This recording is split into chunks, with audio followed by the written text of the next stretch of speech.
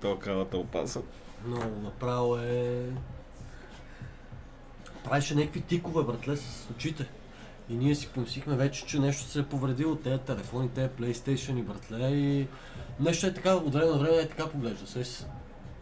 Е така, нагоре и поглежда надолу и за секунда, разбираш. Водихме го на очни, на какво ли не, братле, като ястреб вижда, разбираш ли. Нищо му няма. И го викам, Каляне, защо го правиш това, бе? Така поглеждаш, нали? Викам, несъзнателно ли го правиш? Знаеш какъв му беше отговор, бе?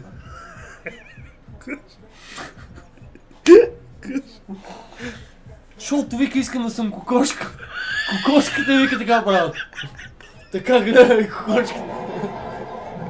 Така гледа кокошката и той така иска да бъде кокошка.